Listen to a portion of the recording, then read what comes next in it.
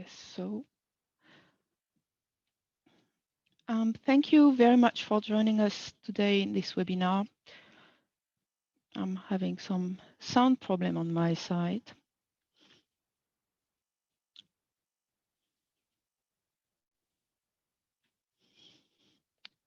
Yes, I think it's better now. Excuse me. So thank you very much for joining this webinar, the project report on Igarapé. I'm very happy to welcome Victoria Bastos from IDESAM. IDESAM is the organization we are working with in Brazilian to support this project.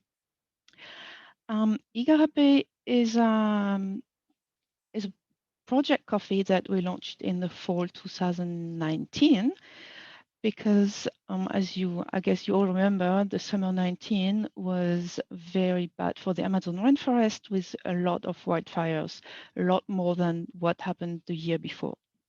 And we thought Brazil is a very important coffee country, and we thought it was our responsibility actually to try to help and to try to do something. And that's how we came up with the project Coffee Igarapé, with, of course, the support of our sister company at origin, Folcafé Santos, which is the Brazilian entity of the Folcafé group. And thanks to the work of Folcafé Santos, actually, we were able to build this relationship with IDESAM and to source Igarapé. So for just a little reminder on the coffee, because today we want to focus on the project.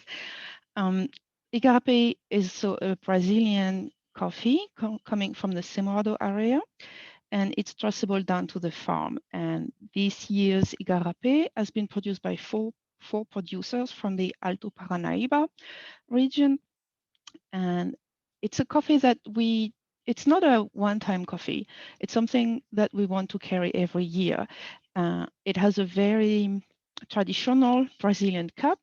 It's transparent, full of chocolate, caramel, nuts, and it's a coffee that you will find all year long in our offer list, and it will always support IDESAM and their projects in the Amazon.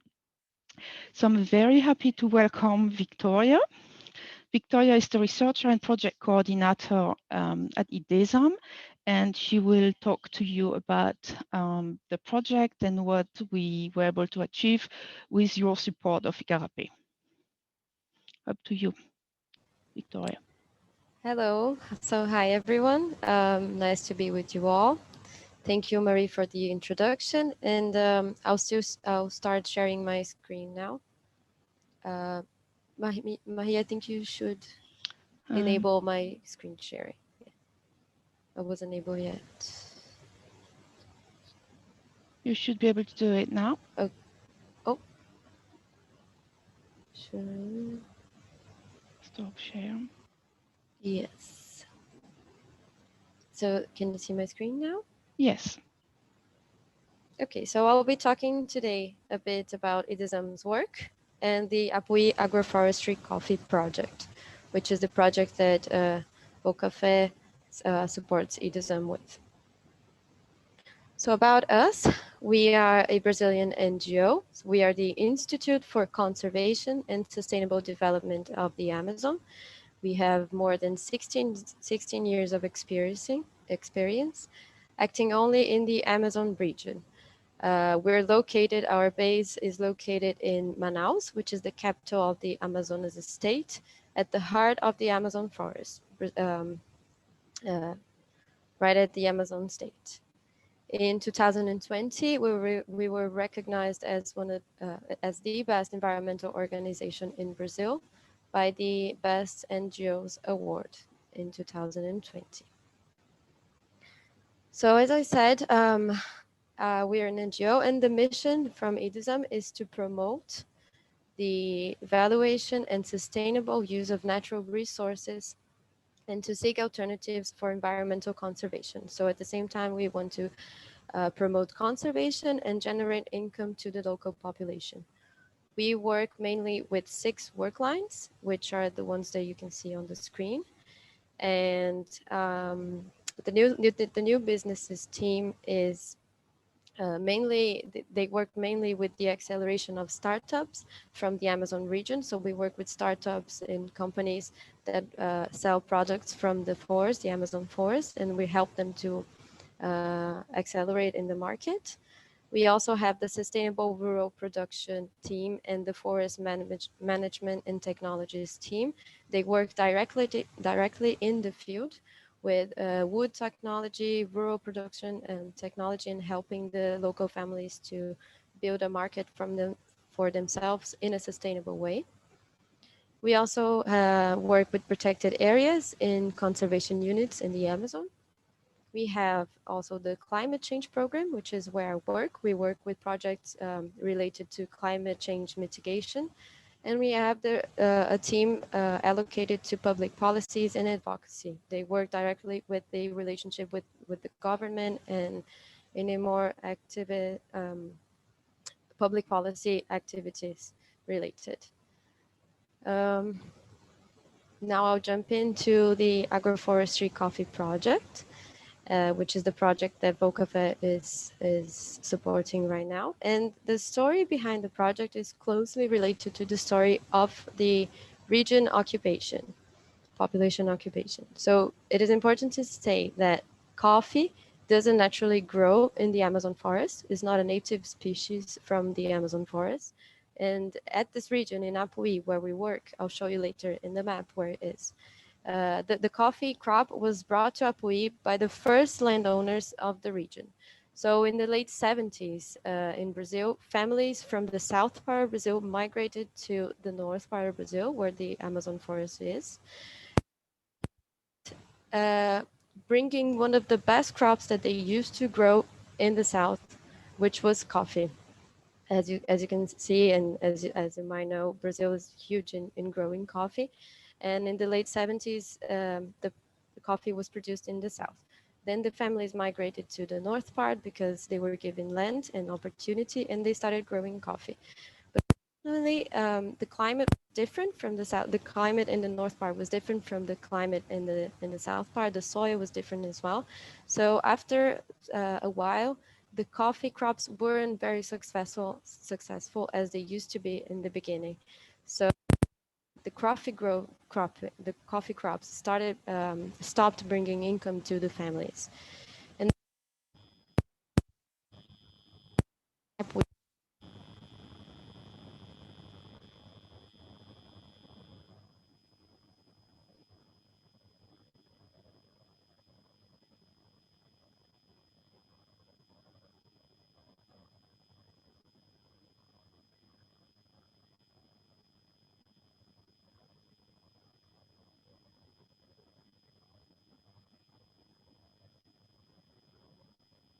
Victoria, Victoria, excuse me. We have a sound issue. We cannot hear you anymore. oh, can you hear me now? Sorry. Yes, now we can. Yes. I'm So not it's sure about why like would have a stopped. minute. Oh, So we heard that the Brazilian population started to migrate from south to north and brought the yes. coffee crop, which they mastered. Thank you. Yes. Yes, they brought the coffee crop, but after a couple of years, actually a decade later, the coffee crops they were not bringing income to the families because the climate from the south part in comparison to the north part of Brazil was very different. The soil was different. So they were trying to grow coffee in the north part, but they weren't being successful with their crops. And then in 2006, when IDISM realized that Apuí was a very threatened region of the Amazon, Apuí is a municipality, and I'll show you in the map as well. We've realized that we needed to help those families to continue to grow what they were used to grow, which was coffee, but in a sustainable way. So we wanted to help the families as well as to conserve the forest and offer them an alternative to generate income in the community. So we found out that growing coffee in agroforestry systems could be a solution. So at the same time, we could regenerate the degraded lands that weren't being nothing was being produced at those lands, and also increase the coffee market value because we could certify the agroforestry production as organic and provide income to the families with something that they were already used to do, which was growing coffee. So we've provided technical assistance. We have a local team in Apuí, living in Apuí. And in 2018, we were able to found the first organic coffee brand with coffee from the Amazon, grown in agroforestry system. So after a lot of years, so you can see we started our work in 2006, and only in 2018, we were able to close the cycle, I would say. So after long years of testing the production model and engaging the families in our work, we were able to close the cycle, as I said, including the restoration of areas, the coffee agroforestry system implementation in those families' areas. And now we have the sale of the product to the market. We're still very small in scale because we've only just started. So we sell mainly in the region and at the capitals, on Brazilian capitals. We have now started since last year actually to sell them online to Brazil. So Brazilians can buy the coffee, the Apoí agroforestry coffee. And we plan on scaling this up, but still we're working on a very small scale. But if we see and we look back on our work, this was a major conquest. So this is the project. This is where Apuí and where IDESM works. So you can see Manaus is the capital of the Amazonas state. That's where we're based. And Apuí, in the south part of the Amazonas state, is where we work with the coffee. As I said, it's located in the southern region of the Amazonas state, right by the highway I've told you about. Unfortunately, Apuí is still a very high, has still a very high rate of deforestation due to livestock production. So we want to engage families on trying to produce something that it's sustainable, including sustainable, financially sustainable. But it's a big challenge if we're talking against and if we're trying to go against livestock production. So basically, Marie also asked me to tell you about what is agroforestry, what's the system we use to base our plantations on. So agroforestry is a production technique, and then we mix species, native species from the Amazon with the coffee trees. We also have agroforestry systems producing other things, but in other locations. But in Apuí, where Vocafé supports us, we're focused on coffee because actually our work is very related and it makes a lot of sense. So this is the base of the agroforestry system, the basic concept. And with this concept, with this model, we have to regenerate the soil fertility and increase coffee production. This is a very nice picture I always like to show on presentations. As you can see, there are lines of trees, different trees. The smaller ones, the greener ones, they're coffee trees, and then the bigger ones are native trees in Apuí. So the system looks like this. It looks a bit like a forest. This is a system, 3 years old system area. And I really like the picture because it's from a drone picture, and you can see how the species are combined and also how are they organized in the area. We grow approximately 2,000 trees by hectare, being 1,600 of coffee and then 300 native species. They're divided in those lines, and the principle is that those trees, the native trees, which are bigger than the coffee trees, would provide shading to the coffee trees, and actually this helps. They will allow sun to go in to reach the coffee trees, but they provide also shading, and this helps the coffee trees to grow a bit healthier at the conditions we're talking about, which is in the Amazon forest.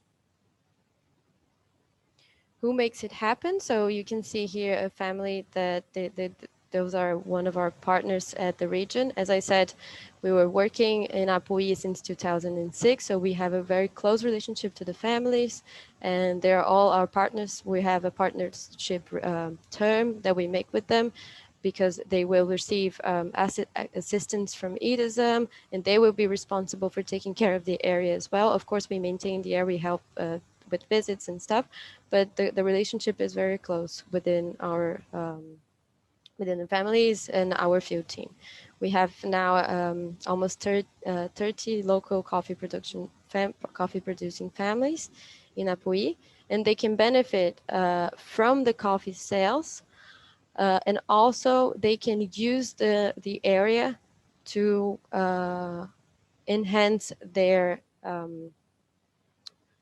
food provides it, so they can use the native species also to get food from themselves or to sell the products as well, because we're talking about native species as fruits or native species, so that they can use the oils, for example, so they can sell the oils that they extract from the trees and get generate income from that as well.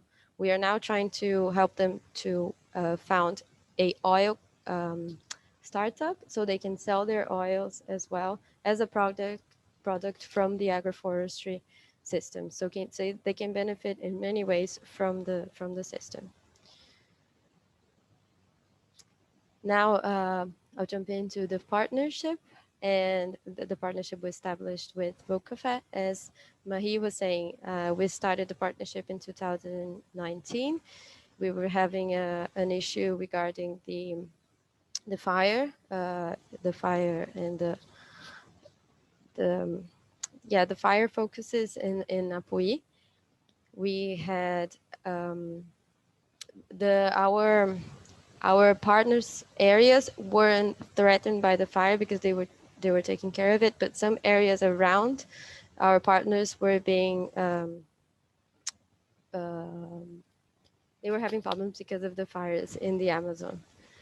And in 2019, we benefited the property of Klaus Honau, which is one of our partners. And in 2020, the partnership continued, and we were able to implement almost 1 hectare, 0.7 hectares of agroforestry system with the partnership. I'll detail a bit about the 2 years and how the results came in. So in 2019, we had the restoration of 1.5 hectares. We've mixed two restoration techniques, which was planting native seedlings and native seeds, which are different when you plant them. But this was a technique to restore the area, because this would accelerate the restoration of the area. We've selected 1.5 hectares of areas that were severely degraded by the fire, and we've benefited one family, which was Klaus Honau, that it's now our partner, and we've planted around 30 species of native seeds in the area. These are the pictures, very nice pictures from how we've prepared the area selection. We've selected the area that was in need of help. We've selected the seeds, as you can see in the picture. And then after 3 months, you could already see the area growing again and regenerating. So this was a restoration work. And in 2020, only now, we've planted 0.7 hectares of agroforestry system with the focus on coffee. So as I was explaining, the system is based in a lot of coffee trees and some native species mixed, and one family was directly benefited. These are the pictures as well. So we have to prepare the soil, engaging with the family, and then delivering the seeds. Those you can see are coffee seedlings. They were planted in January. That's it. Not sure if the time was okay. I think it was. The time is And perfect. Thank you, Victoria. I'm open to questions. Feel free to ask me. If you have any question, please feel free to use the Q&A. I've already received a few questions.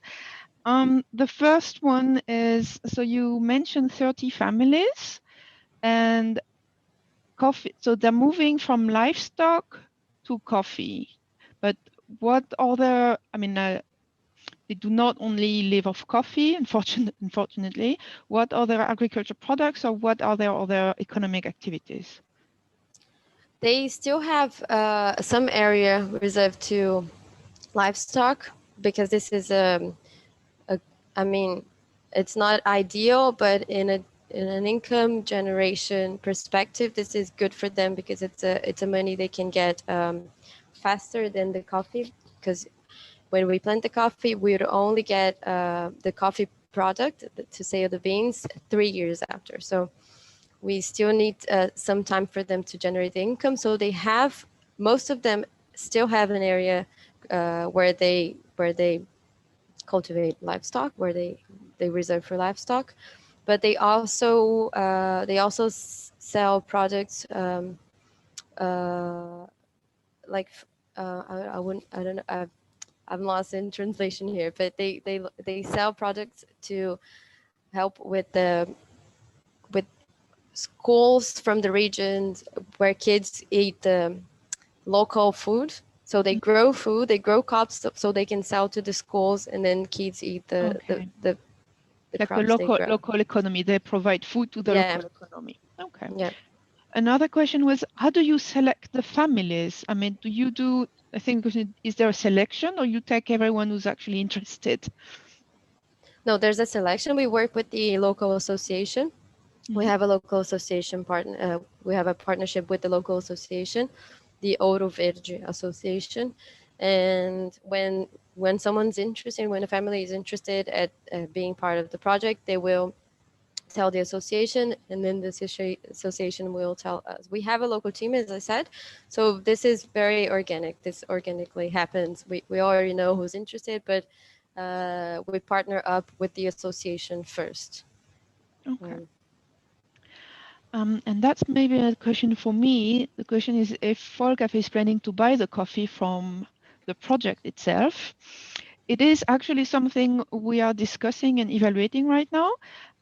But like Victoria said, the scale is quite small, and I believe, Marcello will confirm, but we are actually in the process of getting some samples to evaluate the quality of the coffee.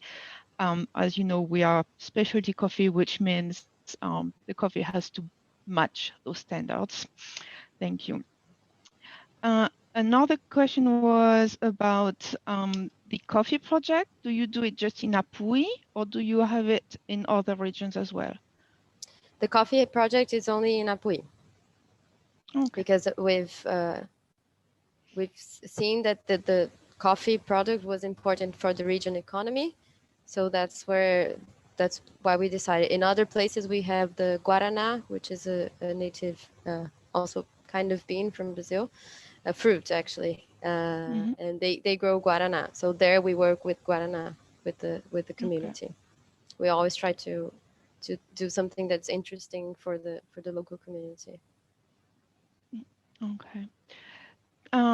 If you have any other question, please feel free to type them in the Q&A section. I went through all of them right now, but let's wait a few minutes to see if other people, if our audience still have Of some course. questions.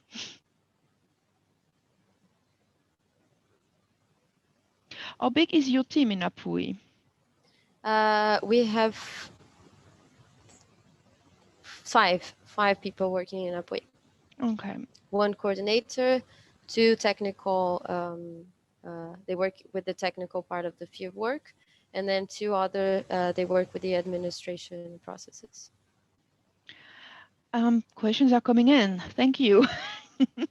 What are the biggest obstacles on this project?